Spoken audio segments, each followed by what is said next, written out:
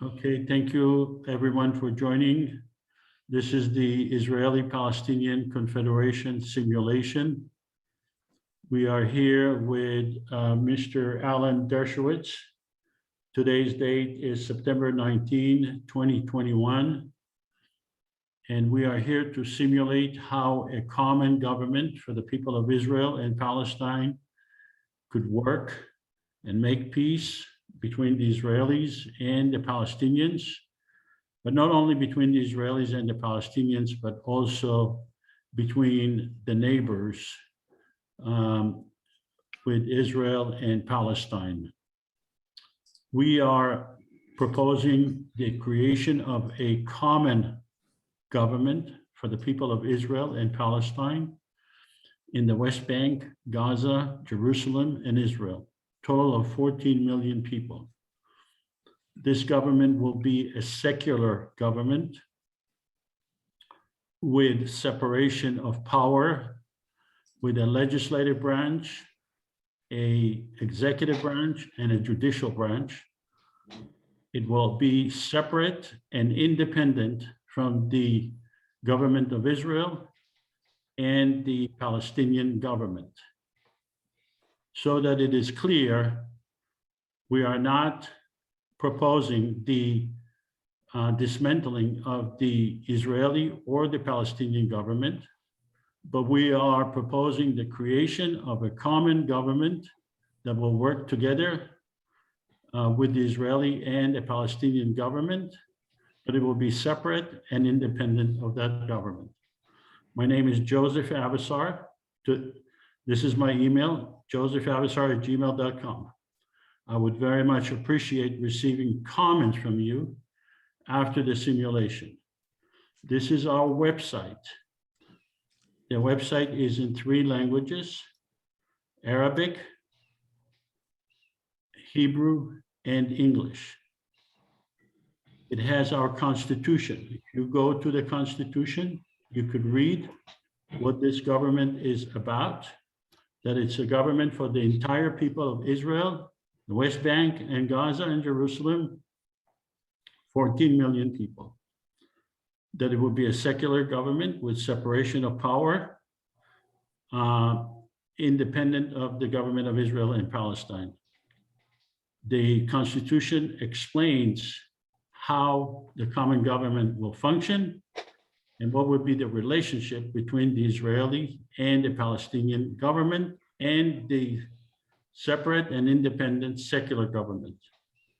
Like I said, we are not considering the dismantling of the Israeli or the Palestinian government, but we are saying that the common government will be in competition, healthy competition with those governments. You can also go to our frequently asked questions and understand the nature of our proposal and the Constitution. It explains it in a question and answer format, easier to understand. Today we have Alan Dershowitz as our guest speaker. Professor Alan Dershowitz teaches law at Harvard University. He specializes in civil liberties, individual rights, and criminal law. He's also known as Israel's single most visible defender and lead attorney in the court of public opinion. He published many books and articles, including The Case for Israel, The Case Against Israel's Enemies, and The Case Against BDS. He has been awarded the honorary Doctor of Laws degrees by many universities in the US and Israel. We are inviting people with all points of views to examine and critique and opine on our formula for peace. Our next speaker will be Cornel West on October 3rd. The next one will be the Palestinian journalist Daoud Kutab on October 17. The next one will be Avram Burg, who is a former Knesset speaker, on November 2nd. The next one will be Noam Chomsky on November 14th. He's coming for the second time. He was already in one simulation, but we're going to follow up with him in question and answers. And then we will have Knesset member, current Knesset member, Ofer Kasif on December 19th. He is a Jewish Knesset member in a common party with Arab, Muslims, Christians, and Israelis in the Knesset. And he will speak about the possibility of making peace between the Israelis and the Palestinians. The estimated time for the simulation is a total of 120 minutes. We will have several segments in the simulation. In the segments, we will introduce part of the Constitution. It will be followed by 5 minutes comments by Mr. Chomsky after each portion of the simulation. So it will be several segments, a Constitution, and several statutes, and then we will follow up with Mr. Chomsky with Mr. Dershowitz. I'm sorry. I apologize profusely with Mr. Dershowitz to have a conversation with him and question and answers. I'm sorry, but I misunderstood. I thought it was only an hour, and I only have an hour. I have another obligation in an hour. Is it possible for me to make some preliminary comments and then comment a little later on during the first hour? Because I'm not going to be able to stay for the second hour, unfortunately. Yeah, so what we'll do is we'll present the Constitution, and then we'll have you comment on the Constitution. That'd be great. Okay, yeah, I was going to ask you if that's okay. So we have a short video that explains the concept of the Israeli-Palestinian Confederation.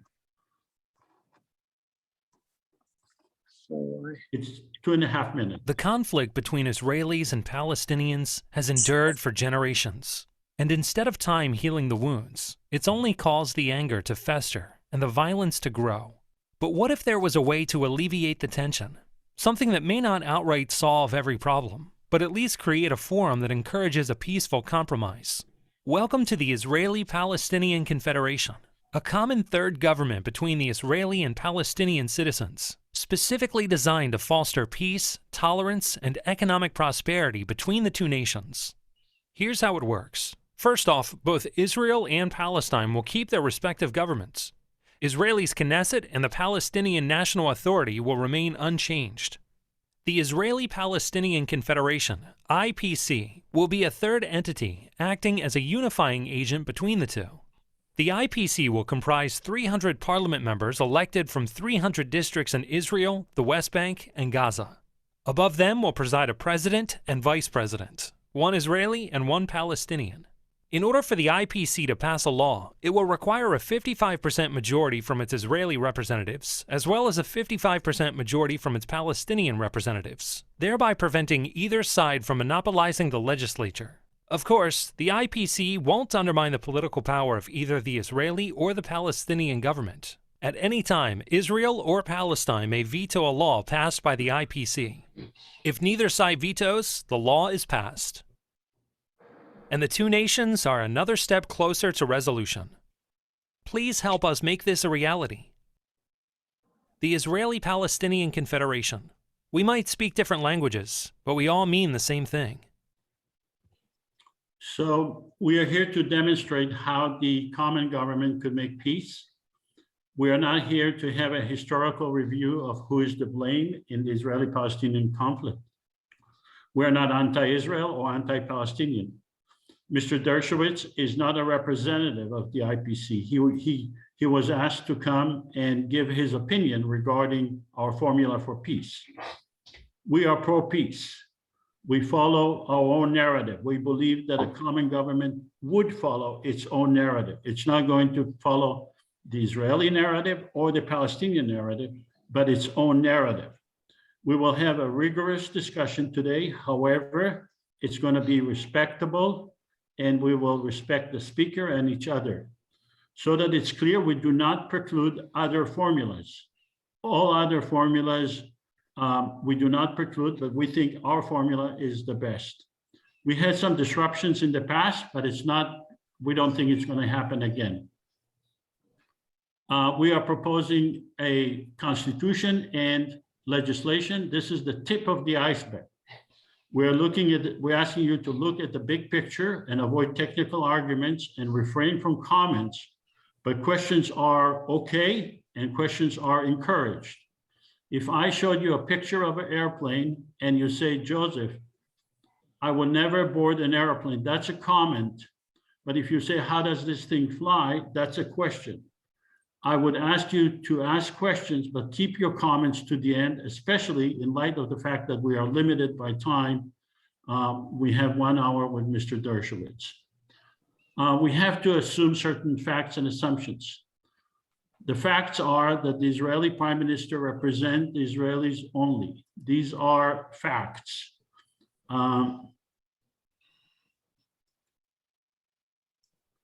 So we understand that the Israeli Prime Minister represents the Israelis only because he's elected by Israelis. The Palestinian leaders represent Palestinians only. We are asking you, for the purpose of this simulation, you will make certain assumptions. And I hope that those assumptions will be acceptable to you, Mr. Dershowitz. That we had an online elections for 14 million people, that it was just completed and it lasted 3 months. That the IPC election was for the entire area of 14 million people in Israel, the West Bank, Gaza, and Jerusalem. That 5 million people actually voted, 3 million Palestinians voted, and 2 million Israelis voted. That the president, that I, Joseph, was elected as the president by 1.5 million people, and my vice president was elected by 1.3 million people. She is Palestinian, and we will rotate in 2 years. But we each have constitutional duties.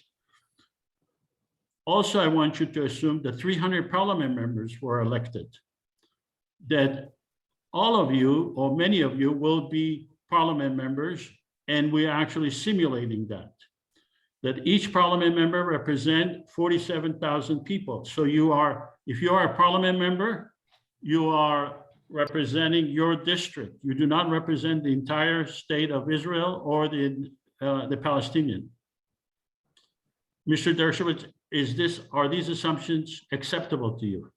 Well, of course, I'm a law professor. I deal with hypotheticals all the time. And so I'm prepared to accept the terms of any hypothetical solution or proposal. So yes, the assumptions are certainly acceptable for my discussion. Yes. Terrific, thank you. So the entire simulation is based on those assumptions.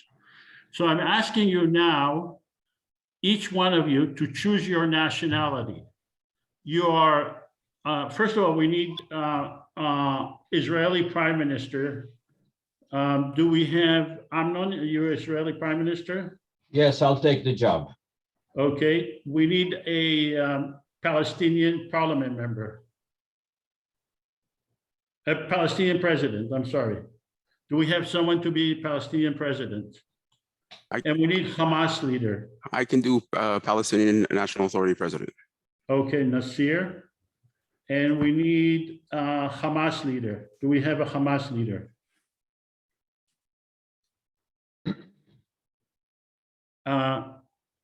Guacamole, are you there? Okay, we'll get a Hamas leader as we go on. Is anyone willing to act as Hamas leader? Abraham volunteered. Terrific, Abraham. Okay, the rest of you you'll choose. You're either Israeli or Palestinian parliament members.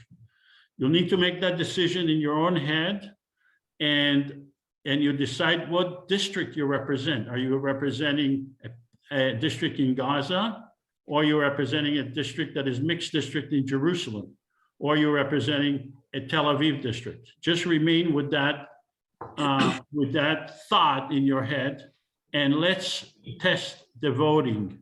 So first, we'll have the Palestinian parliament members, please vote.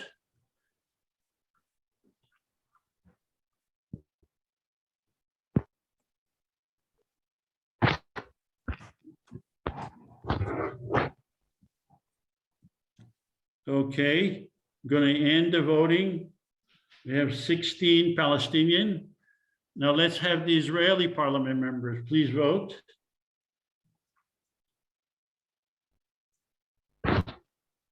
Israeli parliament members.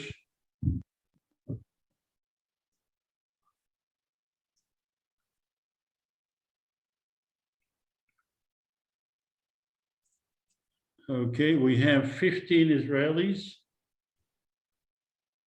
Okay, so we're going to end the vote. So we take the test and we're going to stop sharing. And let's go to the first order of business that we have, and then we'll have a vote, and then we'll ask Mr. Dershowitz to comment on this. So the first order of business is the Constitution. That this is a shorter version of the Constitution that is on our website, but it represents the important part of the Constitution. We believe that Palestinians and Israelis are entitled to equal rights under the law and guaranteed human rights and freedom.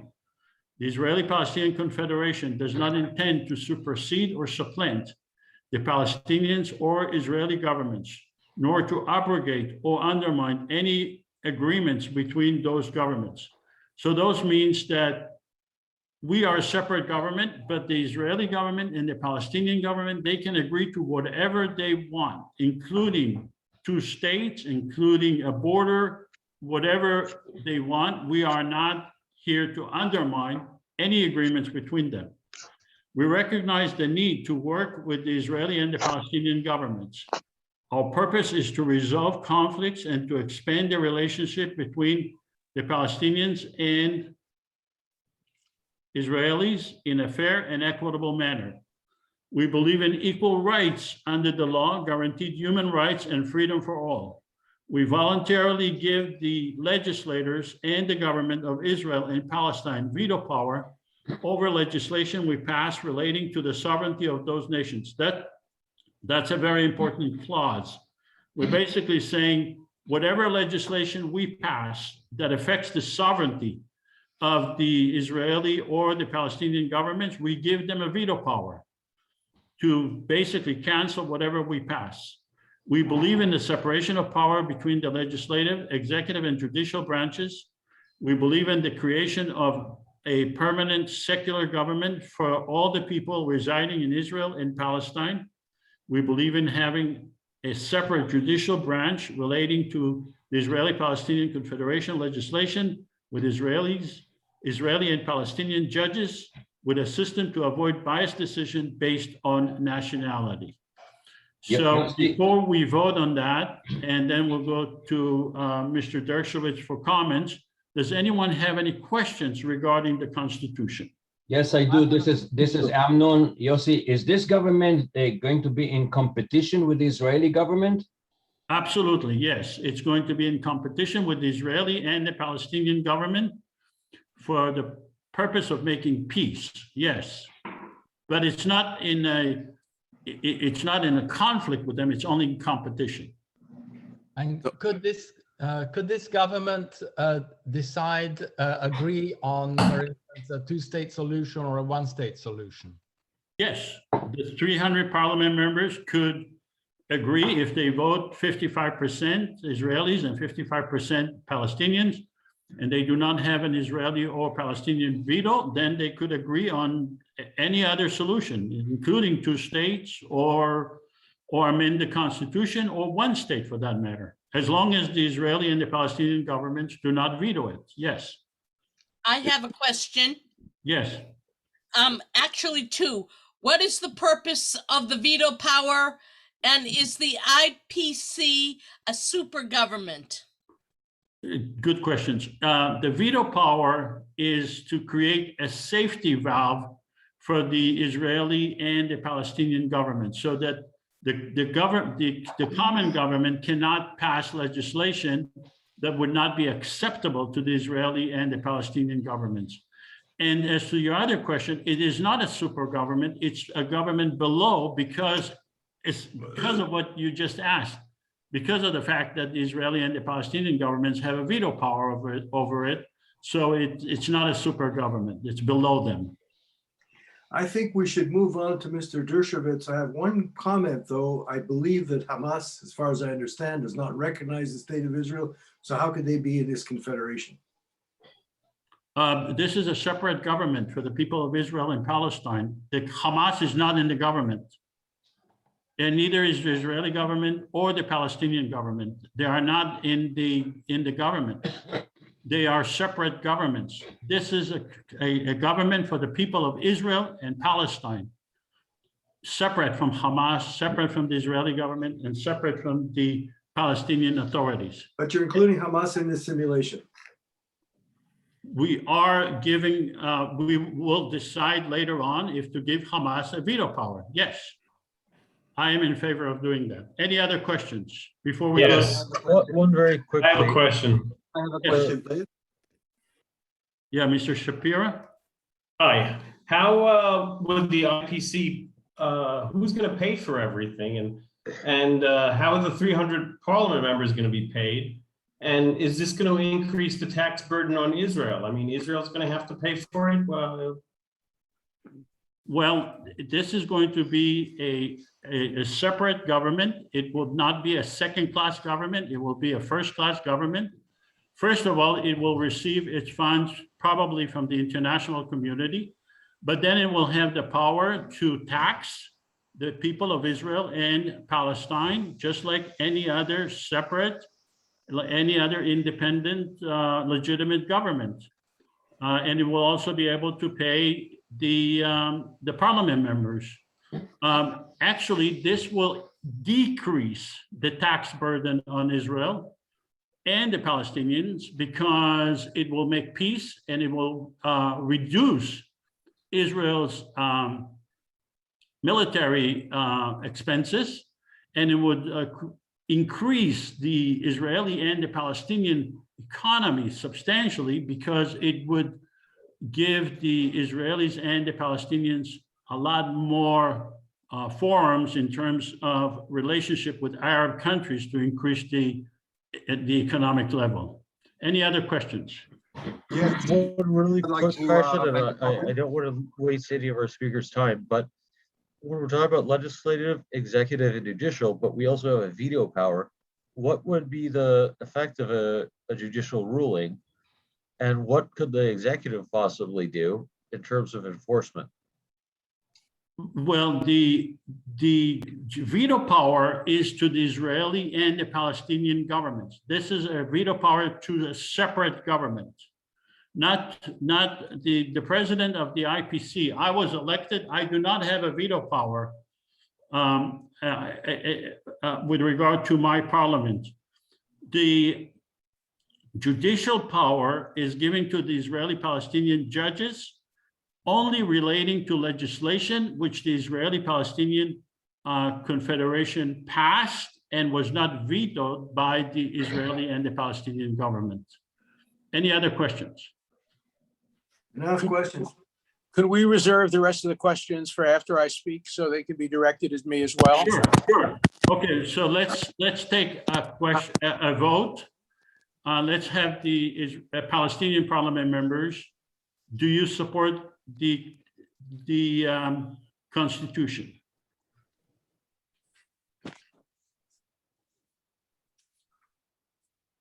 Okay, let's end the polling.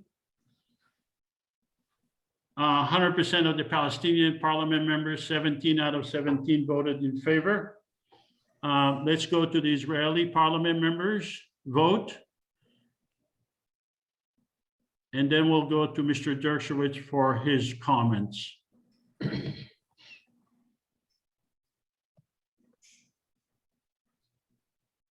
Okay, and let's end the polling, share the results.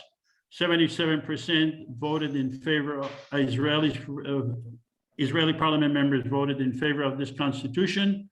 So the constitution passed. Congratulations. Let's stop sharing and go to Mr. Dershowitz for his comments regarding the constitution. Well, first of all, thank you very much for Okay. doing. This is a very interesting and affirmative effort to try to resolve what has up to now been an intractable problem. I have been pro-Israel or pro-Palestine since 1970. In 1970, I was the first prominent American Jew to call for a two-state solution. I have favored a two-state solution. I helped draft the UN resolution of 1967-242 when I was working for Arthur Goldberg. So I have strongly supported the concept of two states for two people, as the United Nations voted in 1947 and as the Peel Commission recommended in 1938. So I am a strong supporter of both rights of Israel, the rights of the Palestinians to statehood. As a law professor, as I said, I love hypothetical situations. They are very often helpful in dealing with the realities. This is very utopic, and utopic writing has had an enormously positive influence on reality throughout our history. The problem, of course, is to have utopic solutions not produce dystopic results, results that are unanticipated and unexpected. And so I think the idea of having you don't want to call it a super government, but a government outside of the Israeli government, outside of the Palestinian government, that can help move toward a two-state solution is a very positive one. I don't think a one-state solution would ever be accepted by Israel. I would myself be strongly opposed to a one-state solution. One-state solutions have failed all over the world. They failed between India and Pakistan. They failed in the former Yugoslavia. They are failing in Lebanon, where there was a time when there could be a one-state solution to the Christian and Muslim population. But we have discovered historically that good divorces are better than bad marriages, that it is very important that some of these countries like Yugoslavia and Pakistan be broken up. And so I think a one-state solution is utterly unrealistic, because a one-state solution would produce a demographic race. And as soon as one side got an overwhelming majority over the other side, the one-state solution would mean basically the end of the other component state. Particularly as somebody who cares deeply about Israel, I think the one-state solution is a prescription for the end of the nation state of the Jewish people. And I do think there should always be a nation state for the Jewish people with equal rights for non-Jews, equal rights for Arabs, equal rights for Muslims, equal rights for Christians, equal rights for atheists, equal rights for non-Orthodox Jews. So I favor a two-state solution, not a one-state solution. I do think that there is room for an economic federation. There is room for once we establish two states, and where I disagree, I think, with the concept that is being discussed here, is I think a two-state solution should come first before we have this federation. But because I accept the assumptions on the hypothetical, let's assume we have the federation first. I think the goal of the federation should be, or the goal of this super government, or whatever you might call it, this government of Israel and Palestine, the goal should be to move toward a two-state solution with an economic federation, that is, with no loss of sovereignty on the part of Israel, no loss of sovereignty on the part of the Palestinian entity, but an understanding that economically, geopolitically, in some ways, there is one unit between the Jordan River and the sea. It should not be one state, but it could have an economy that is very interdependent. That would, of course, today. The economy of Israel is extremely strong. The economy of the West Bank and the Gaza are extremely weak, but still I would favor some economic federation. For me, the biggest problem, and the one that hasn't been discussed, and I was surprised there were no questions asked, is about military control. That's what would be the stumbling block. Israel will not give up its military advantage. It will not give up its nuclear capacity. It will not give up its high-tech advantages, particularly at a time of growing anti-Semitism around the world and growing anti-Zionism around the world. There's no doubt that we've seen tremendous upticks in places like England and France and the United States and Australia and Canada. Often it's anti-Semitism disguised as anti-Zionism, but even if it's just plain anti-Zionism, I think the nation state of the Jewish people has to maintain the right to defend itself militarily and economically and scientifically. Martin Buber and Mahatma Gandhi had a great exchange of letters about the Second World War, in which both agreed that the side with the greater moral advantage will win. Well, of course, that proved to be untrue. The Jews had the moral advantage, the Nazis had the moral disadvantage, and the Germans, of course, won the Second World War. We don't teach that in history, but the reality is the Germans won the Second World War. Hitler had two goals. Number one, make Germany the most powerful country in Europe. It is the most powerful country in Europe. Number two, rid Germany of all of its Jews. They succeeded in doing that. Hitler said, if we kill the Jews, if we rid ourselves of the Jews, Germany will be better off. That has proved to be true as the result of the Marshall Plan and other kinds of gifts to the German people and rewards to the German people for the aggressive war that they conducted. And I think the Jewish people have learned that lesson. They will not count on morality. They must count on military superiority, scientific superiority, economic superiority, and other forms of advantage that they got from the sweat of their brow and the benefits of their education and intelligence. So whatever is done in terms of any kind of a federation cannot include Israel in any way compromising or giving up on its military power. The goal may be in 50 years, 100 years, maybe peace will reign and this federation will succeed and terrorism will end and occupations will end and Israel could then give up its nuclear facilities and its military advantage. But that is not only utopic, but unrealistic for our age and our lifetime. So I like the idea of maintaining Israel as an independent sovereign nation, hopefully having Palestine as an independent sovereign nation, obviously, because as long as terrorism continues, as long as there are rockets, a Palestinian government could not have full military capacity to attack the Ben Gurion airport and to attack Tel Aviv. There would have to be restrictions, as there were in Germany and Japan at the end of the Second World War, restrictions that lasted for many, many, many, many years. And so the idea of Israel and the Palestinians, without giving up their sovereignty, without giving up their ability to make decisions to protect themselves and each other, coming together with a parliament that would have power subject to veto is, I think, a very good one. But it must, as I say, have two elements for me to find it acceptable. Number one, no one-state solution, no effort to abolish what is now the nation state of the Jewish people, and hopefully a two-state solution with economic federation. So that's basically my point of view, but I encourage you to continue to talk and discuss. And I have another 20 minutes, so Yeah, I'm Mr. happy to Okay, take so any questions yeah. or any criticism. I'm have a going to start with a question and then I'll open it up.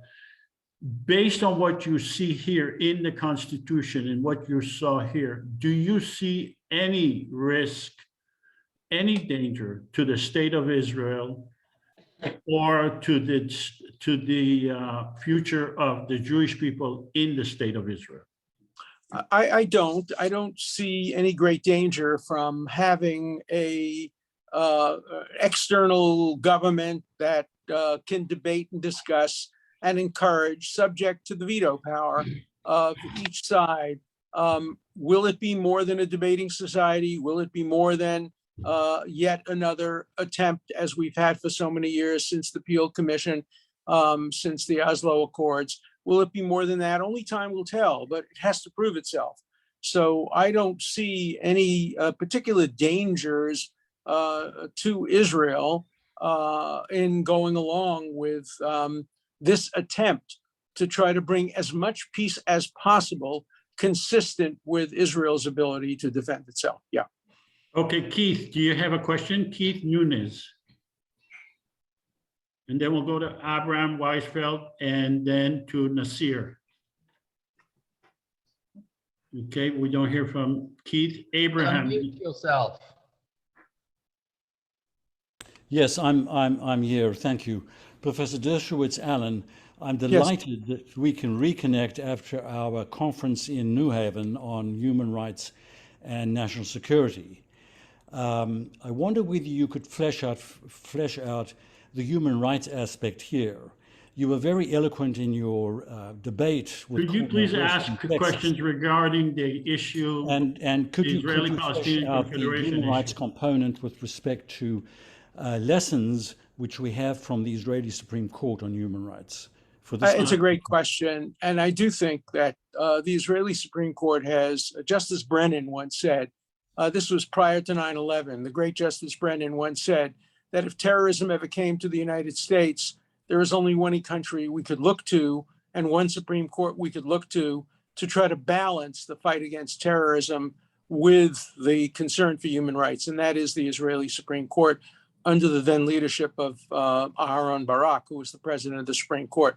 Some of the most important decisions on human rights rendered by that court during— Mr. Dershowitz, can we limit this discussion to the IPC rather than— Sure. No, let's go to Olivia, to Nasir. I'm sorry, Nasir. Okay.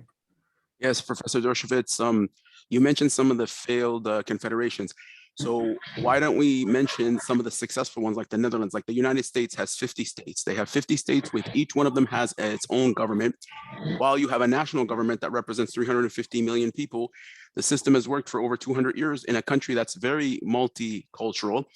And secondly, when you talked about how you supported a Palestinian state, the question is, what kind of Palestinian states? One with full rights over its airspace, borders, and defense? Because so far, our history has taught us that the Palestinian state that has been supported by people like yourself, the United States and the West, is a Palestinian state that is severely limited.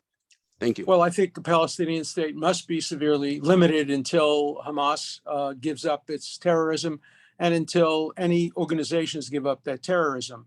No country in history that has ever won a war has allowed the losing side to maintain full, complete military rights immediately. So yes, I think a Palestinian state would not have control over its airspace. It would not have total control over its borders. It would be a state that had complete control over its population, over its citizens, complete human rights, complete ability to decide the fate of everybody, but it would be a little bit like Japan in the post-war period. It would not have the ability to develop aggressive weapons. It would not have the ability. If in fact that had happened after the First World War and Germany had been kept in check and not been allowed to violate the Versailles Treaty, there would not have been a Second World War. So yes, a Palestinian state, for the near future at least, would be a state without the ability to wage war, without the ability to conquer its neighbors. I agree with that. What was the other part of the question? The other question, the United States as a model of a multicultural state that has 50 states. There is no model of a multicultural state. The one that comes closest may be Belgium, because they really did have two ethnicities. The United States for years was a white Protestant state with immigration. It became a multicultural state, but it isn't divided among ethnicities. The same thing is true with the Netherlands. It isn't divided sharply among ethnicities.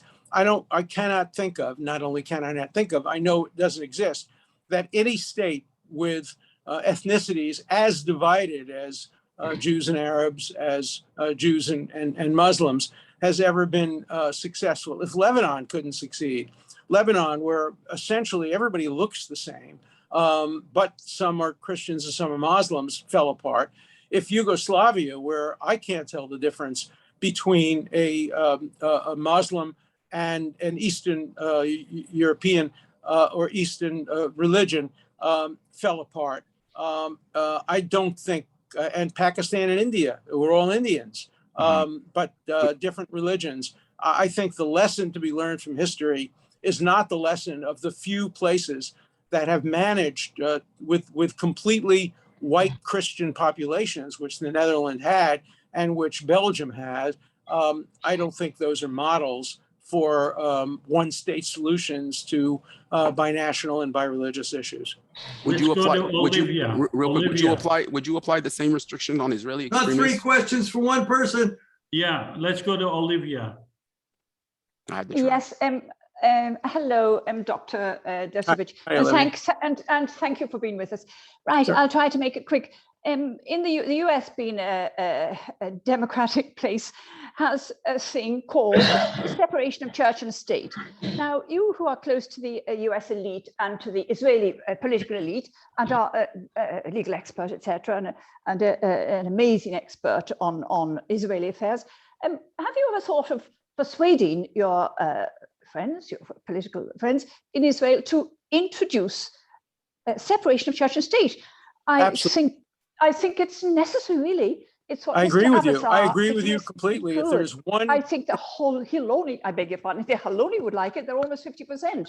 I'm sorry, I beg you, I interrupted you, No, sorry. Let's focus on the question and the answer. I agree with you 100%. If there's one change I could make today in the Israeli unwritten constitution, but Israeli basic laws, would be to introduce total separation of religion and state, total, complete separation of religion and state, with religion having no benefits and no advantages, no ability to impose its restrictions. I think the Orthodox Jewish rabbinate has had far, far too much influence. And I would like to see total and complete separation, but I would like to see that in the Palestinian state as well.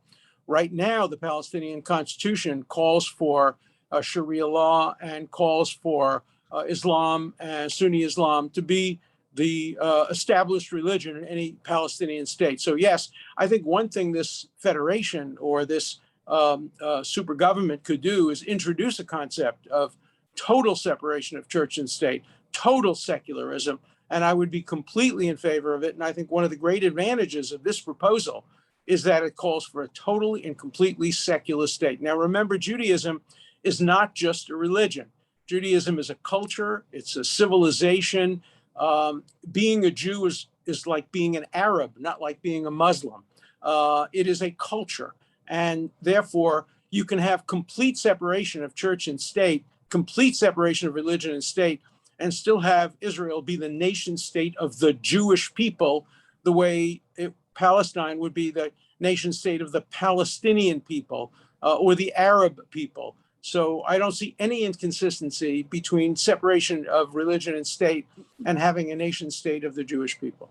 Thank you very much. Olivia, one question at a time. I'm sorry. Sorry, because okay. We're limited in time. So Sure. I'm going to give the order. Yoel Oz, Amnon, Shiraz, and Ariella. Yoel, please. Hi, Professor Dershowitz. Hi.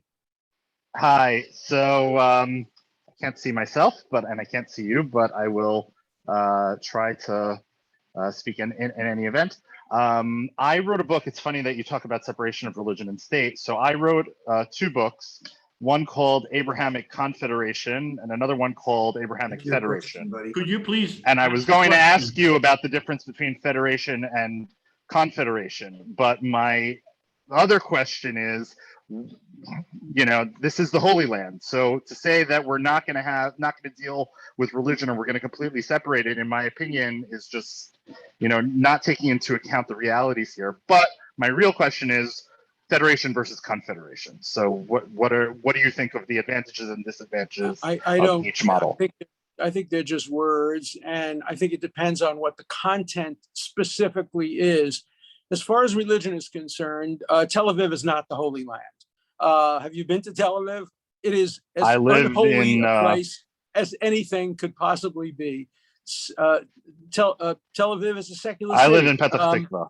Ramallah is a secular city. Jericho is a secular city. You could have religious enclaves. The Jewish Quarter of Jerusalem, the Kotel, are religious centers. The Mosque of the Dome, the various holy places on the mountain could be controlled by religious groups. But the country itself, even though you call it the Holy Land, it is largely secular. Most Israelis are secular. Many Palestinians are secular. And the fact that their land happens to be located in a place that has a holy history does not affect the ability to separate religion from state. All right, let's go to Amnon Harash. Good morning, Professor Dershowitz. My name is Amnon Charash. I'm in Los Angeles, and I'm an acting Israeli Prime Minister. Nice speaking with you, sir. Good. A quick question. Why can't we have a common government with each side maintaining their own governments and both sides maintaining their own identities?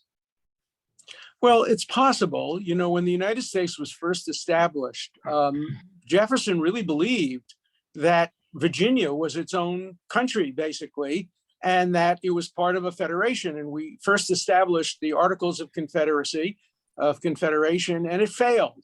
Hamilton was right. And, you know, Ben-Gurion is Jefferson. Ben-Gurion believed in an agrarian society, one in which the kibbutz was at the center. And he was very much like Jefferson. Hamilton was very much like Shimon Peres or Benjamin Netanyahu. He saw the benefits of economic development, of international development. And so I do think that there are changing elements, and they all have to be recognized. And I do think that in the end, countries have to make decisions about their own people and their own welfare based on democracy. But just like Israel and belongs to the United Nations, so too Israel and Palestine could belong to this federation or this super government and slowly maybe even give up some powers to it. But it has to be a gradual process, and the federation has to be self-proving in its ability to establish justice and human rights for all people. So does that mean that after the process, gradual? No, I'm sorry, no follow-up question. We're limited in time. Let's go to Shiraz. Do you hear me? Hello. Yes. Yeah. My question is, do you acknowledge that the American and Israelis have lost war against Palestinian resistance, and do you call Nelson Mandela a terrorist? Thank you. Well, can we ask questions regarding the issue at hand? We're not here to discuss. Let's talk about the issue, which is the common government. Shiraz, do you have a question about that? Yeah, my question is, when should Israel and Palestinians recognize each other as human beings and not terrorists to each other? Well, I think they should recognize each other as human beings, and I think terrorism has to stop. Nelson Mandela was a terrorist earlier in his career. But the one thing Nelson Mandela didn't do, and the one thing Menachem Begin didn't do, is they didn't blow up buses with civilians in them. They didn't murder school children. They didn't engage in the kind of terrorism that Hamas and others have engaged in. So yes, we have to recognize each other as human beings, and we have to distinguish between combatant targets and innocent civilian targets. And that's something that hasn't happened up to now and has to happen before real progress is made toward a federation. Okay, we're going to Ariella Marshall, and then Avroom, and then Jack, and then Warda. Ariella. Okay, thank you. Mr. Dershowitz, my question is, this approach creates an opportunity for the peaceful and democratic segments in the population of both sides to unite under a Right. single umbrella. Do you see this as an opportunity for peace? Yes, I do. I think so. I think both sides have peace camps. And the idea of expanding the number of people who are prepared to compromise their own interests in order to bring about peace has to increase. And we need to have compromises. Compromises means giving something up in order to achieve something like peace. And I think this idea will help move in that direction. That's why I support it. Joseph, I've been on the list for a long time asking for a question. You don't seem to put me on the list. Am I anywhere on the list at all? What's your name? I'm sorry. Sid Taffler. I requested a question like about 20 minutes ago. Okay. Am I not on your list somewhere? So you'll be after Warda. Thank you. Okay, Avroom Ehrlich.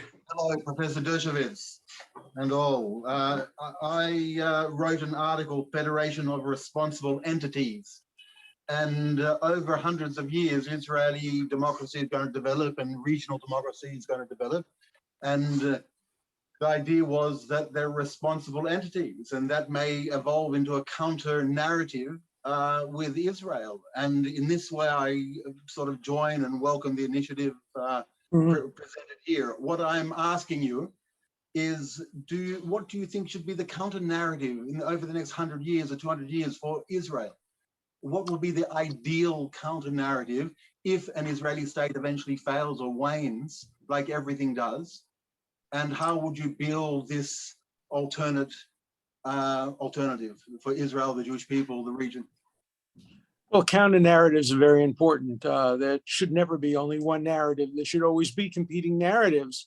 Look, if the world were prepared to give up ethnic hatred, and if anti-Semitism disappeared and anti-Zionism disappeared and everybody could be treated as an individual, the need for a nation state for the Jewish people would be far less than it was. Remember, Zionism begins with hatred. Zionism begins with the Dreyfus trial. It precedes that too. Obviously, there's religious Zionism, but Herzl's Zionism grows out of his knowledge that the Jews could not survive in Europe as second, third, and fourth class citizens. If the causes of Herzl Zionism were to be abated and to disappear, the narrative would have to change. But right now, the narrative is the anti-Semitism and anti-Zionism is getting far worse, and it's getting far worse, particularly among young people and people on the far left. And that does not bode well for the future need to eliminate or reduce a state based on national characteristics like the nation state of the Jewish people. Okay, Mr. Dershowitz, we have three more people, Jack, Warda, and Phil, if you don't mind. Sure. Jack. Sid, not Phil, but Sid. Fist, okay, sorry. Hey, I know who you are. This is Jack. This is just Dershowitz. You raised a very interesting issue that I'd like to delve into, but I want to stay within the confines of our parameters here. And I would actually ask the same question to both our moderator and to you. I view this as sort of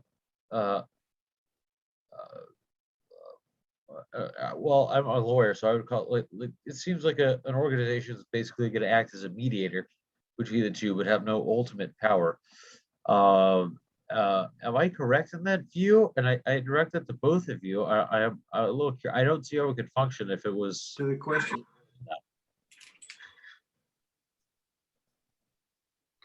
Jack, do you have a question? Yes, my question was, is the IPC intended to be a mediator it's not a super government, right? Because everyone has veto power, so it's kind of a No, sub-government. it's not a mediator, it's a government. It's a government for the people of Israel and Palestine that would have its own narrative and would make its own laws, but would give a veto power to the Israeli and the Palestinian government. It's not a super government, it's below them because it gives them a veto power to both governments. So it has to find the right mechanism, the right, and we are going to do that today after Mr. Dershowitz is gone. So you'll see how it works. Let's go to But Warda. there's no military and effectively. No second question, buddy. Okay, let's go to Warda and then to Sid. Good evening. Thank you, Professor Dershowitz. But I feel very sad that you look only in one side and not the other side. I feel that all the time speaking about terrorism didn't started from nothing. Anyway, also Begin had also terrorist actions in 1929 and 100 in the 29 and 36. Anyway, I think when we are speaking about peace in this confederation, we have to take in account that these confederations go from one point of view that we are making peace and no terrorists from any other sides and no violent action from any other side. So I think even the army. Warda, what is your question? So my why because you said that separating from religion, for example, it's not Ask a question. it's not an option. And I see that, for example, Coptic people in Egypt, they have also their own culture, but they are all Egyptian. Why not Jewish also be all are Israeli people? Because there is many Jewish also that they don't even connect to this land only because they are Jewish, and they don't even mentally or even by emotions connected to Israel. So Warda, are you asking how could it be a Jewish state with most of the people that are Jewish are not really observant of the Jewish religion? Exactly, because culture. I don't know how you define people or culture. Culture was created by creating the country, and the country is called Israel. No, that's just totally false historically. Theodor Herzl was not a religious person. He felt very strongly part of the Jewish people, part of the Jewish history. And I think it's wrong to challenge, to question the Jewishness of Israelis any more than it would be to question the status of Palestinians. Many Palestinians who live in Palestine, their families moved there 50 years ago, 70 years ago, 80 years ago, as recently as the Jews did. But nobody should question. If a Palestinian says, I'm a Palestinian, we have to accept that. If a Jew says, I'm an Israeli, we have to accept that. It does no good to try to question people's loyalty to a country. No, I didn't mean about loyalty. I mean about being belonging to the country as a Jewish or as an Israeli. If people say they belong, they belong. I'm an American. Nobody can question my Americanism, even though my grandparents came from Poland. I am an American. Palestinians are Palestinians. Israelis are Israelis, and it doesn't do any good to try to question their commitment to their country. I agree with Israelis you are about Israel. Let's go to Sid. Sid, finally Okay, you. so thank you so much. And I am asking this question from the beautiful West Coast of Canada. Mr. Dershowitz, in light of this exercise and other attempts at peace, do you see with the new, relatively new government in the United States under Mr. Biden and the new government in Israel under Mr. Bennett, do you see those implications as, do you see any sign of hope for settlements along the lines that we're discussing today into the next year or two? Or do you see this as a sign of hope, these two new governments? I'm going to end my comments by saying that in Israel, people say the difference between a pessimist and an optimist is a pessimist says things are so bad they can't possibly get any worse, and the optimist says, yes, they can. I'm an optimist. I voted for Biden. I think he could be a great president. He believes in the two-state solution. I have discussed Israel with him over the years. I think that the new government of Israel, which is the most diverse government in the history of Israel, one of the most diverse governments in the history of the world, can bring it about. But I do think the Palestinians have to come to the bargaining table. They have to be willing to sit down with no preconditions and make painful sacrifices on both sides. Peace will not come with one side winning. Peace will only come if both sides are prepared to make compromises. With that, I have to say goodbye.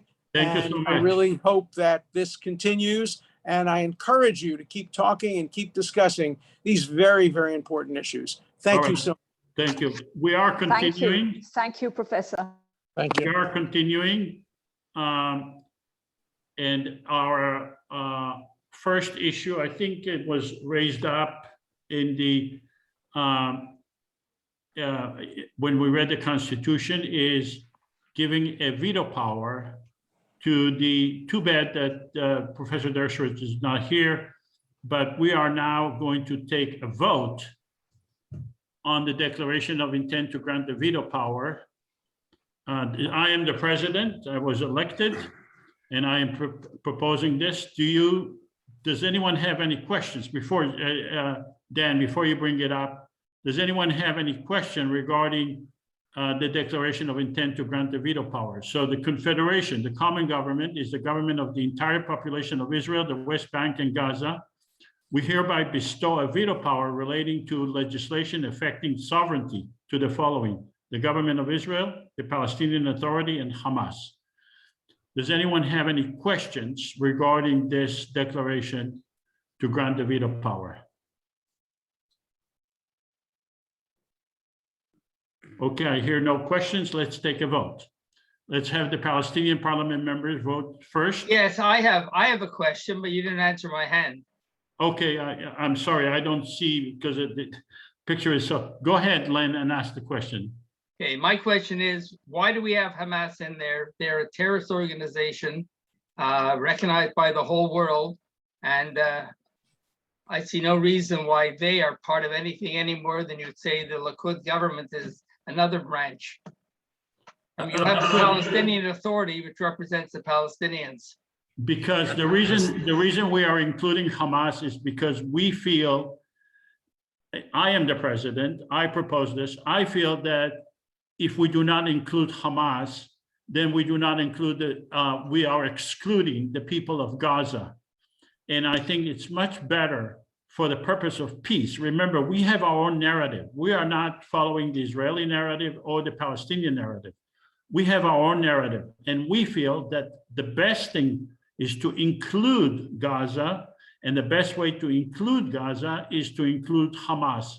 Otherwise, we will be enemies of Hamas and enemies of Gaza, and we don't want to repeat. We want to make peace.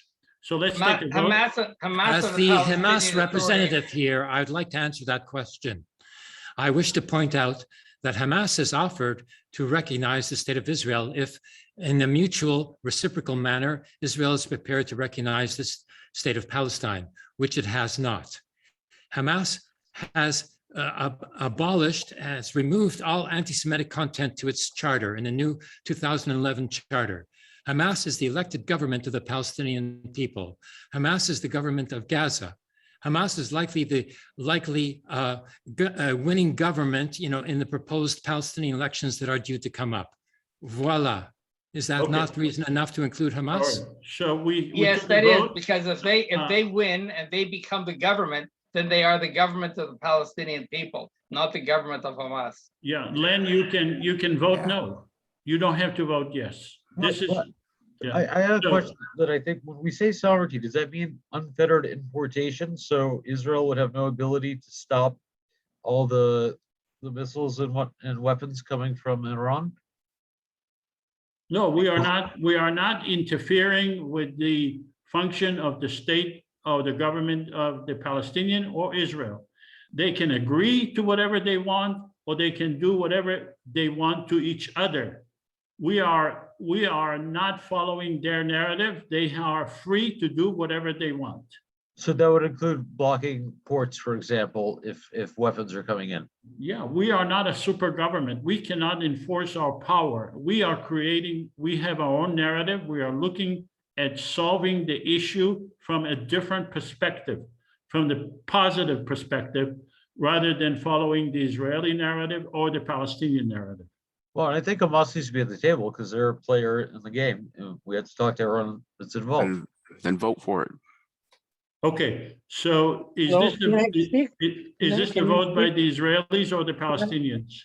Can I speak? Oh, Yes, Shiraz. Yeah, I just want to say, can we stop calling anyone terrorist? Because I think this is very misleading and distorting the story behind the liberation of people. So I would request nobody should be called terrorist, period. And if we call terrorists, then you should not participate in this debate. Thank you. May I ask one question? I had my hand up earlier. I'll be very brief. sure, Bruce. Yes, thank you. I understand the need to include Hamas because it's essentially a separate government over Gaza. So if this hypothetical is to work, you don't want to ignore that polity. But my question really is this: if after the elections, Hamas in effect separated itself from the PA, isn't it demonstrating that it's not willing to participate in a type of confederated government? And doesn't that pose a problem for the success of this hypothetical project? I was wondering if anyone has a comment on that. No, the answer is no, it doesn't. I believe it already separated itself from the PA. Joseph. I see. Okay. So in the you're future, saying it's already recognized as a separate entity, so it's a three-way confederation. But in the future, you can also change this if, say, for example, the Palestinian Authority was to be united with the West Bank and Gaza. You can simply change this. It's not something. This is not something set in stone. That's the nice thing about constitutions; they can be amended and voted. Yeah, I guess you're seeing it as a three-way entity in effect, because Hamas de facto is because it's the reality right now, but it could change okay. in the future. Okay, thank you. All right. We have to negotiate with anyone that has power, legitimate or let's- not legitimate. let- If you- let's if go they have to- power, they need to be at the table so we can make a deal. Let's go to so we have 100%, I believe, of the Israelis and the Palestinians voted in favor of giving it a veto power. So now let's go to a more substantive discussion regarding legislation. And that's joint economic zone. So I am the president. I propose the following legislation that the IPC, as a separate entity, the government for the people of Israel and Palestine together, will create a joint economic zone between Israel and Gaza, that it would be exclusively under the IPC management and control, not under Israel's control or the Palestinian or Hamas, but our control, that it would include common economy, education, industry, agriculture, sewer treatment, desalination plants, solar farms, and power, and wind power and green energy. It will have an international airport and a seaport, equally accessible to the Israelis and the Palestinians. So does anyone have any question regarding this legislation? And then we'll take a vote, and then we'll submit it to the Israeli and the Palestinian leaders for veto. Anyone have any questions? I hear no questions. Don't raise your hand because I don't see it. Just Can you ask. see me? Can you? Yeah. I just wanted to know, because Israel now, for example, has a lot of investment from overseas, including the United States and now some of the Arab countries. So I'm wondering, in terms of economic zone, what will be the role of these foreign investors? Because we see For example, Ben and Jerry ice cream had problem. So I'm just wondering that should we not include economic zone with or without international investments? And I think I'm clear about that question. Well, we are seeking international investment from all over the world, from the World Bank, from the governments. And like I said, we are in competition with the Israeli and the Palestinian governments, and we are trying to create a better system for everyone. So we are in competition, and the fact that they are getting their economic support, that's good for them. But we are in competition with them, and we want to do well for the people of Palestine and Israel. Any other questions? Okay, so let's take a vote. Palestinian parliament members, please vote on the joint economic zone. Do you support the joint economic zone? Okay, let's publish the polling, the results. 100% of the Palestinian parliament members voted yes. Let's go to the Israeli parliament members. Please vote, Israeli parliament members. Okay, let's end the polling, publish the vote. 73% of the Israeli parliament members voted in favor. So now let's go to Hamas leader. Mr. Hamas leader, are you going to veto this legislation? No, I voted in favor of it. Okay, let's go to the Israeli prime minister. Are you going to veto this legislation? No. And let's go to Nasir, the PA president. Are you going to veto this legislation? No, I'm not going to veto it. This is Okay. going to improve the lives of Palestinians and provide economic hope for them. Our people. Okay, let's go to one more legislation, and that is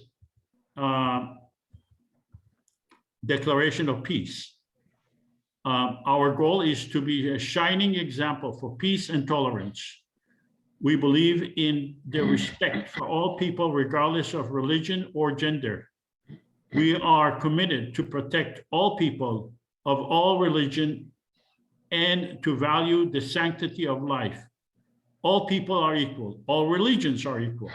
The practice of religion is voluntary and shall not be imposed. The land belongs to no religion, and no war shall be imposed on the count of religion. We encourage all governments of the world to adopt this resolution. So does anyone have any question regarding this declaration of peace? Sean. The Palestinian. When Alan Dershowitz says that Jewish is not just a religion, it's also cultural. And when you said that there's no religion involved in this conflict, so there shouldn't be any cultural conflict either. Is that true? Well, look, you tied me up to what Mr. Dershowitz is saying.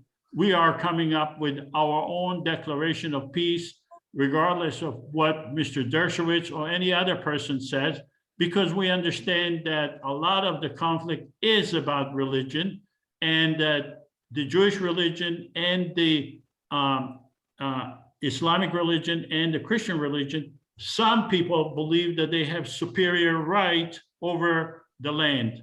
So it's not about Mr. Dershowitz, it's about us. We want to be a shining example for peace and tolerance. Any other questions? I have one, but I don't know if somebody raised their hand before me. The part Yes. that says the land belongs to no religion. Yes. I would have a problem with this because there are certain, like, for example, let's take Jerusalem, the Al-Aqsa Mosque, the top, we can say this is very sacred to Muslim people, the Kotel, sacred to the Jewish people. I think that you would have to be a little bit more detailed, because when you say it doesn't belong to anyone, that means certain religious groups will say you have no belonging to these holy sites. I think that may not fly with me.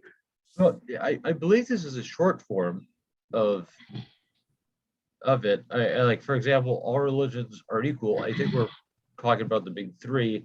If there's some like wacko religion that said, you know, we should do like, I don't know, like something terribly immoral, I don't think that's contemplated in that.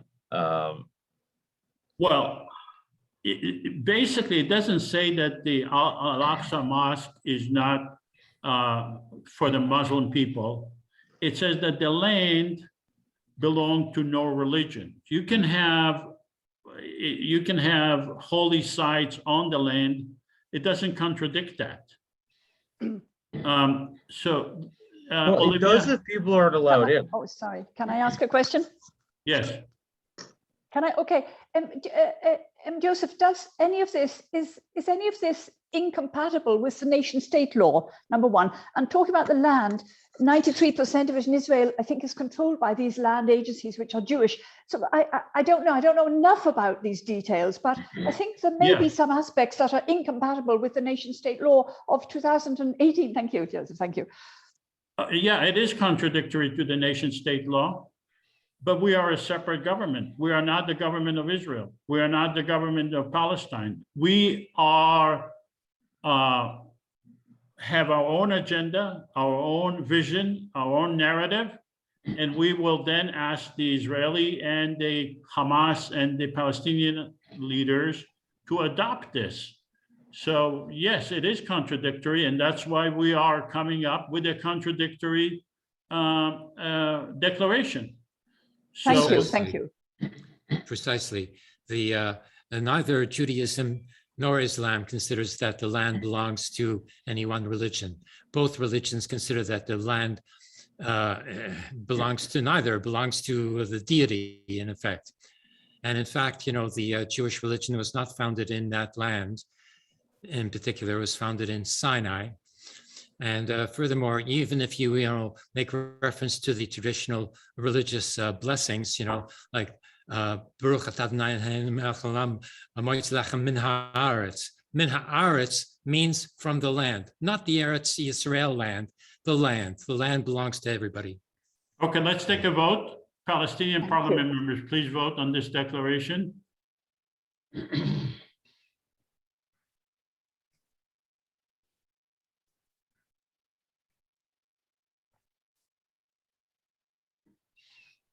Okay, let's publish the vote results. 12 out of 12, 100%.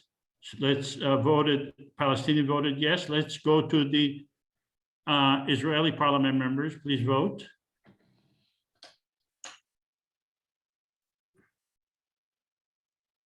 Okay, let's stop the voting. Share the result.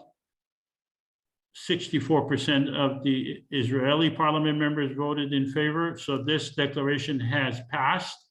Let's go to the Hamas leader. Mr. Hamas leader, are you going to adopt this declaration? Yes, I voted for this declaration, and each national government can determine their own constitutional nature. Right. Let's go to the PA. Are you going to, PA president, are you going to veto this? Are you going to adopt this? I'm sorry, you don't have a veto power over it. You can only adopt it. We will adopt it as long as every religion has rights to their holy places, equal rights to their holy places. Yes. Okay. And let's go to the Israeli prime minister. Are you going to adopt this? Yes. Okay, terrific. So I'm going to stop sharing so we can have a discussion. Does anyone have any questions or comments? Yes, I do. Okay, let's go to Avroom first. Yes, thank you very much. I genuinely believe that the next stage in any social governance, evolution is in management, individual services, circumstances, individual circumstance, private services, and anything which is not done in a way which excels in technology and in management, group management, idea management, getting together, leveraging everyone's ideas, then no government will be successful. It won't be better than any other government. And I think that this forum has to excel with it. And I've noticed that even in the group, the voting, it's a great idea, but it's not good enough.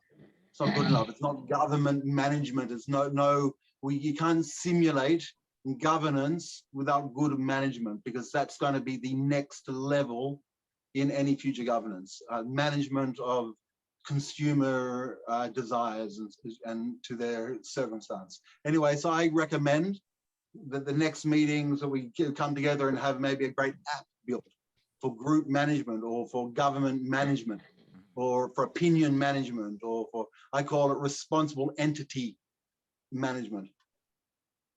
Okay. All right. Next person is Olivia, then Shiraz, then Nasir. Anybody else that raised? No, Joseph. No, I haven't raised my hand. Sorry, I took my hand down. Okay. Sorry. Okay. What about Shiraz? Is your hand? Yeah, I just wanted to ask you about, there has been a lot of dispossession of land and a lot of Palestinians lost houses since 1948. So when we say the land ownership, does it belong to the new owners who have occupied or dispossessed Palestinians, or the land belongs to, or the houses and so on, which the land, whether the Palestinians can reclaim that piece of land? Thank you. So you're asking, based on this common government, who will own the land? Yeah, in terms of, in who will own the land which has been dispossessed since 1948. We are not getting into the issue of who owns the land, because we are the government of the people, not government of land. We do not believe that assigning ownership of land based on religion makes any sense. But we realize that the question of ownership is really is the fight between the Israelis and the Palestinians, and that really the cause of the conflict, not the solution. We look at it from another perspective, and the other perspective is that we can make peace without the necessity of determining whether the land belonged to the Jews or to the Muslim. We think that this is a never-ending conflict, a never-ending issue. It will never be resolved. The moment you get into that issue, you remain in the conflict forever. So we are looking from a different perspective, and the different perspective is people rather than land. There's a qualification to be made here, because that is one problem, the question of personal property, which should be sent to the judiciary of the Confederation to be resolved by legal, criteria. But the other question to be resolved is that of the refugees, which now number 7 to 10 million. Now, the Confederation is only a transitional process, which will lead to a federation whereby the number of people for each nationality is irrelevant.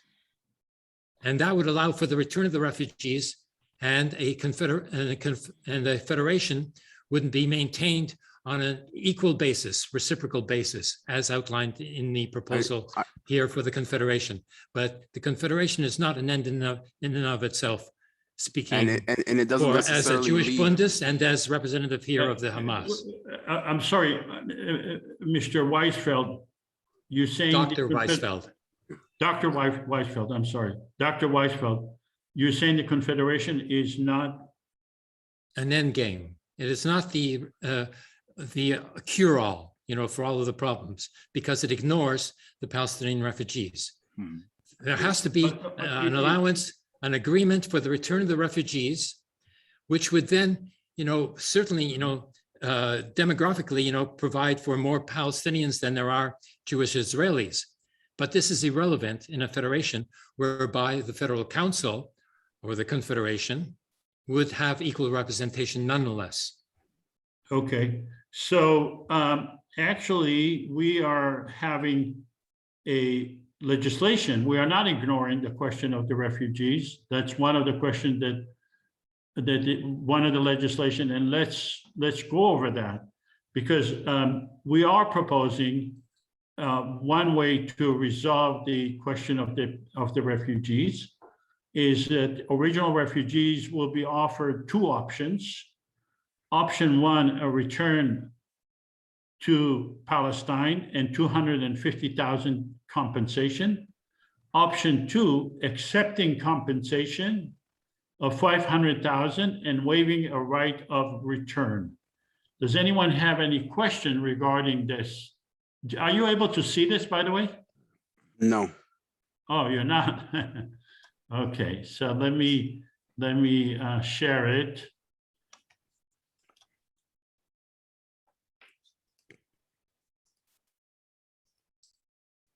I apologize. I'm going to share the screen and you'll see the legislation. Do you see it now? Mm-hmm. So this is what we could do in order to deal with the question of the refugees. One option that is proposed. See, does anyone have any questions regarding this? Yes, I do. I do. Yes. You have a two-state solution. The Palestinians can do whatever they want on their side. The Israelis can do whatever they want on their side. The same as the million Jewish refugees from Arab lands aren't exactly welcome back where they came from. The Palestinians can invite everybody in to be. Len, what is your question? The question is, you can't impose on the Palestinians that a lot of other Jews can go into their areas, and you can't impose on Israel. Len, that's not a question, that's a comment. What is the question regarding the legislation, proposed legislation? What? Okay, let's have. My question is this. If we're going to tell Palestinians you have a choice, either come back or waive your right of return. Correct. So would you apply this both to Israeli Jews, to Jews who are not living in the state of Israel right now, and tell them that you have a choice right now, come now or waive your right of return? What I'm seeing here is the fundamental problem that I've seen from Dr. Dershowitz, as well as Dennis Ross. We are applying two different standards, one on Israeli Jews and one on Palestinians, and this is the fundamental problem we have. And Nasir, this discusses the original refugees. There are no Jewish refugees. I understand, but when you tell people from Palestine, but when you tell that is not accurate. No, this what I'm saying is a question. I thought these were only questions. Okay. The question is, why are we applying a different standard to anyone with the quote unquote right of return to one people and not another? And the reason is that we are one of the reasons that this confederation, we should focus on what I think we should focus on, which I'm asking, do we focus on? So I'll turn it into a question, is that I am hearing too much that the issue is Palestinian terrorism, Palestinian extremism, when I find that Israeli ones are kind of given the green light. Well, it's okay because it's their security. And the purpose of this federation, Nasir, I'm asking you, should Nasir, this is overcome this obstacle? What I suggest you do is draft a legislation that you think would be appropriate regarding Jewish refugees or Jews who do not live anywhere, and then we'll take it for a vote. Okay, but we have a vote right now on this issue. Okay, you cannot encompass everything in every legislation. Yes. So draft a legislation. Okay. Send it to me and I'll present it to a vote. Okay. We are a democracy. Yes, absolutely. But right. Can I so let's quickly take a vote. Can I quickly ask my question that because Avraham touched something that was my original question before I saw this. I know there's a problem with this resolution. There's one option which is not available, and that is the right of return to the original personal properties held by the Palestinians in their own villages. That option is not considered here. So vote on this proposal, the way it's written, yes or no? Yes, you need to vote on this. Okay, That's very so difficult. Palestinian Yeah, parliament but as you members, see it, vote on it as you see it. as you see it, right? Then I have to vote no. There you go. Okay, so this is the Palestinian parliament members. Stop sharing. We have 70% of the Palestinian parliament members voted yes. Let's go to the Israeli parliament members. Please vote. Okay, let's share the result. Stop sharing. 78% of the Israelis are against it. So this legislation has not passed. So let's go to Joseph, who pays the 500,000 and the 250,000? Doesn't matter. Pass. The Confederation would pay it. It would collect the money from all over the world and would pay it. So let's go to another proposed legislation, compensation to Palestinian refugees. Recognizing the Al-Nakba as a national holiday, original 1948 and 1967 refugees to be compensated $100,000 each. First generation descendants of original refugees to be compensated $25,000 each. So this would be paid by the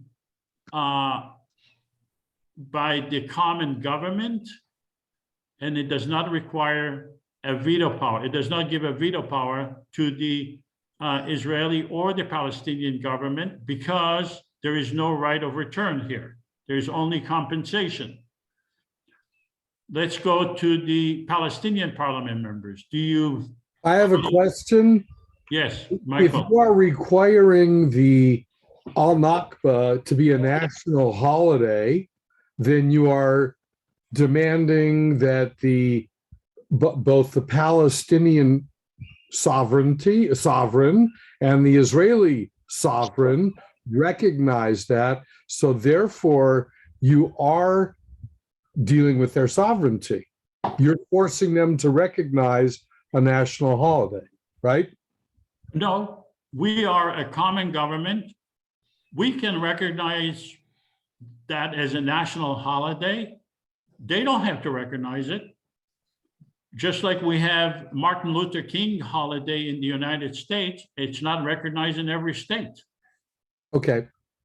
All right, so the Palestinian parliament members, please vote. Okay, let's end the polling. 71% of the Palestinian parliament members voted. Let's go to the Israeli parliament members.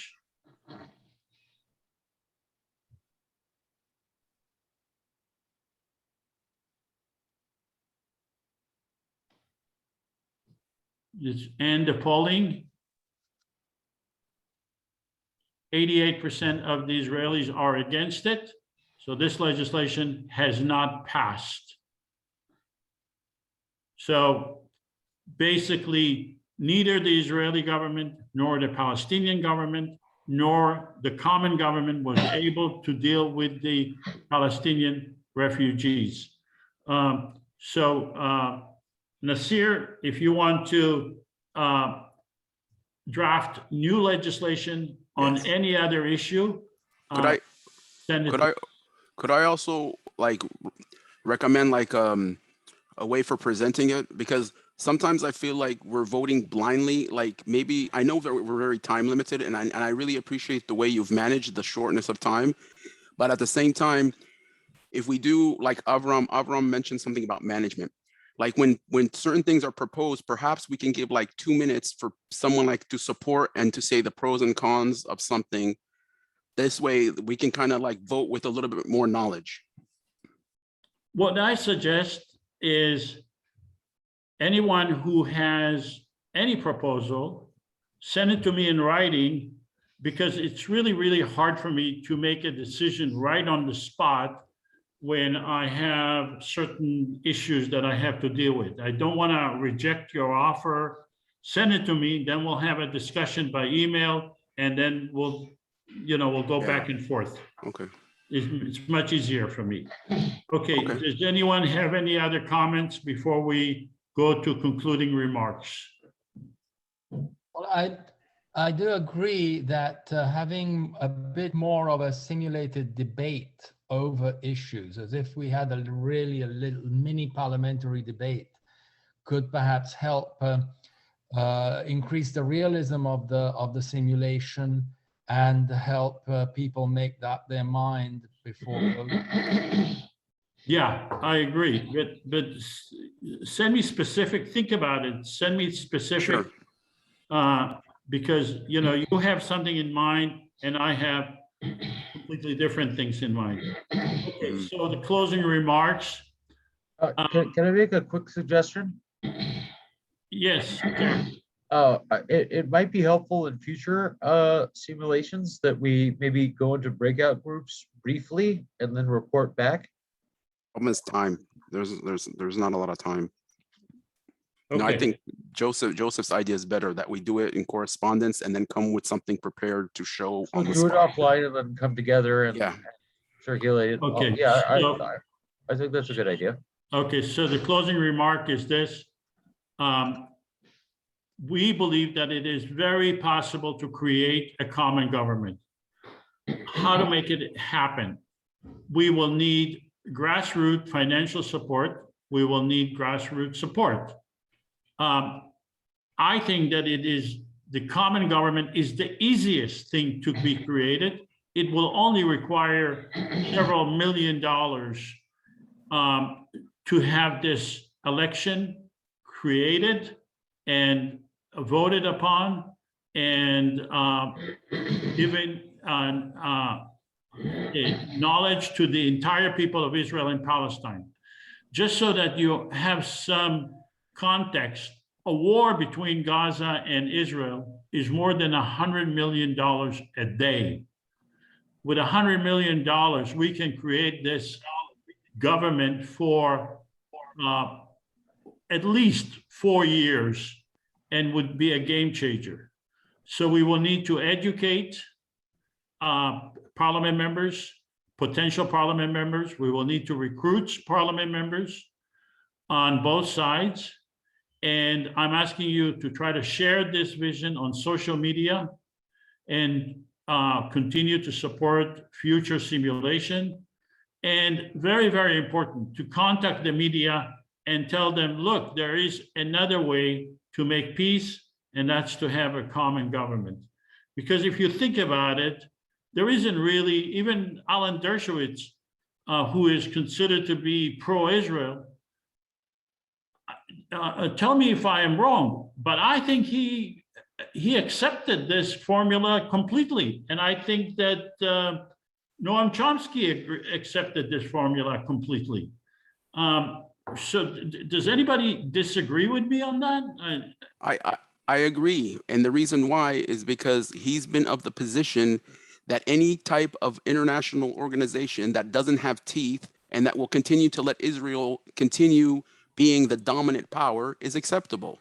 And that's the reason why he would accept something like this, because he doesn't see it as blocking Israel from doing things aggressive when they need to do it. Right.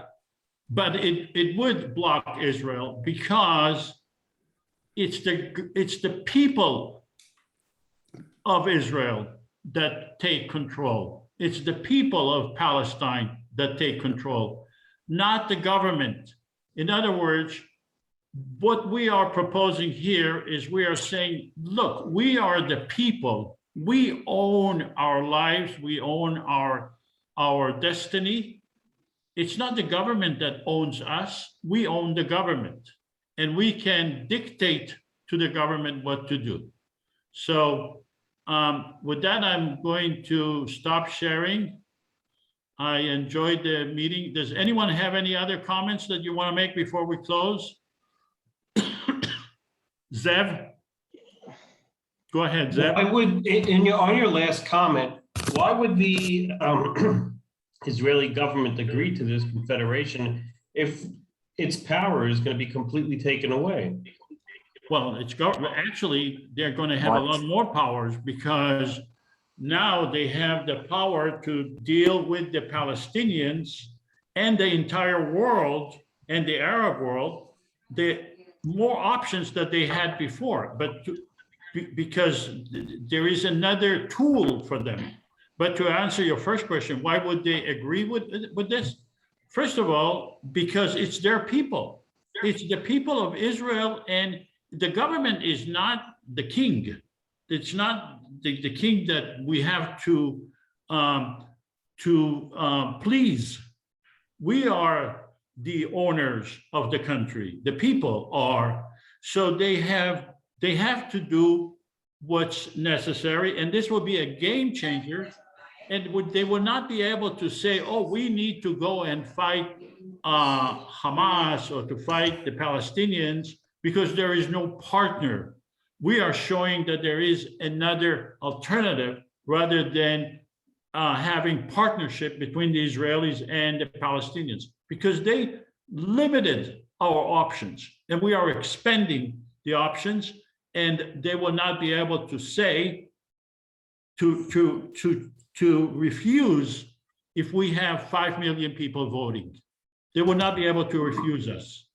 I understand that, but still right now, the majority of Israelis are right-wing, and they wouldn't agree to something like this, just like they're not agreeing to a Palestinian state. If the government and the people were all together and there was a majority of people agreeing to a Palestinian state, they would just vote for it now, and they would try to make peace, but they're obviously not. There's another point. Can I say something? It's Sure. Len. Israel is a democracy, so its government responds to the people today. So you have to make I have no problem with this overlying new group, but to say that the people of the government are two different things in Israel, they are not. They're the same thing. No, Whether the PA on the Palestinian side, which has not had elections in 15 years, whether those governments represent the Palestinians, that's a different story. The reason that the majority of the people in Israel are right-wing is because they have been presented with a set of narratives that they do not see other options. And the set of narratives is... I'm sorry. They're too bright. Okay, It's a very you can be educated sorry, community, and they are not presented. They're not being fooled. They are living there. They live in the neighborhood. Most of the population came from the Arab world in the first place. But they are not presented with a third government. They are not presented with another election. They are not presented with 300 parliament members who are voted upon. They are not presented with another common government. I agree. They are only presented with an Israeli government versus a Palestinian government. I have no problem with the overriding government we're talking about. I'm just saying that the Israeli people, the Israeli government represents the people, including the Arabs that are part of the coalition. I am not talking about the nature of the Israeli government. I am talking about options for peace. And I agree with that part. Yeah. But I just disagreed with saying that the Israeli government doesn't represent the people. They certainly do. They've had a half a dozen elections in the last couple of years. No, I didn't say that they don't represent the people. Okay, that's fine. They are representing the people, but the people have limited options given to them because they are not given another option of a common government. Any other questions? Yes, Joseph. I think the Confederation needs massive promotion, massive media promotion. Now, professional. Now, how you go about that, I don't know. It means spending money, but you have to spread the word. Spread the word. You wrote a very good article. I think it was the Times of Israel. It was excellent, excellent. That's one. But you need to multiply this. You have to spread the word. Thank you. Yeah, well, the way to do it is, first of all, we need to have media coverage. Once we have media coverage, and once we have an honest discussion, just like we had today. I believe it was an honest discussion where we had a person just like Alan Dershowitz saying, giving a blessing to this. And we have, and I assure you, we will have Palestinian leaders, they will give a blessing to it. Once the media understand that there is a possible solution, then the whole thing will change. And then we will be able to get the funding to do it. And then there will be an honest discussion. We will force the powers to be to deal with this option. Precisely. There has to be an obligation on the part of the Jewish Israelis to accept such a proposal, which would be not only logical and which would eventually, win the majority of an educated population, but it could also be imposed by UN sanctions, UN peacekeeping troops that would come into the occupied Palestinian territories and remove the threat of the fascist settlers who are protected by the military occupation. This is the option, and it is the only option if the Israelis themselves do not choose to respect international human rights law. And you, Mr. Weisfeld, are being disrespectful to this group here by calling them fascists. If you won't call Hamas a terrorist, you do not dare call the Israelis fascists. No, I never called the Israelis fascists. Israelis You have to retract that accusation. What did you just call? What did you just call them? The settlers. You just said it. They're not settlers. Can I They're speak? Israeli citizens. I have seen the Yitzhar settlers practicing to invade Palestinian homes. Can I speak? Can I speak? Yeah, Shiraz, please. Yeah, I just want to say that if we are going to have this alternative proposal, I think we should start educating people at the level of schools, because once the Israelis join the army, they are not going to be very inclusive in this type of discussions. So my question is, can schools be an area for which a lot of these alternative solutions are discussed? Because we need a new generation who are thinking beyond war and violence. Yeah, absolutely. Yes. I saw a Bennett is giving a speech in front of a school, and one of the students asked him, "What is your vision for peace?" And he said, "Well, my vision is security. We need to have a strong army." And most of the people, the students, agreed with him. But there is an element of young people that understand that repeating this war over and over and over again, they don't want to do it. There is no vision. They don't want to be just soldiers. And it's on both sides, the Palestinians and the Israelis.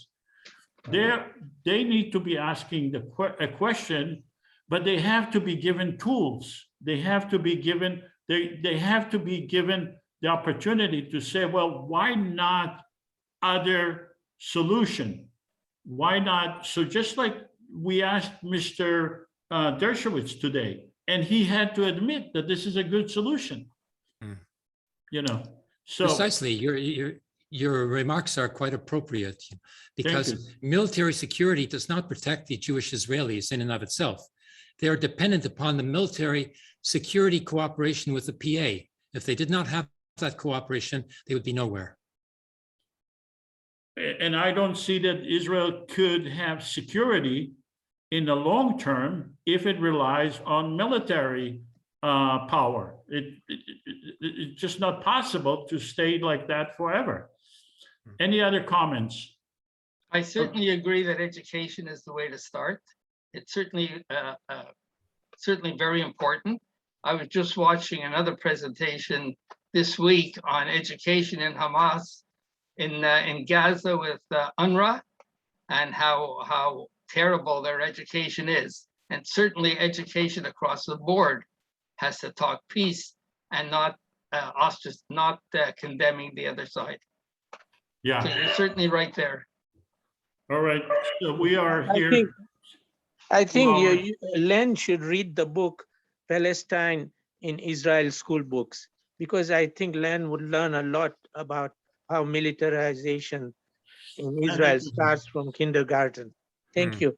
All right. I think Please I use need that to say book. one comment actually. Yeah.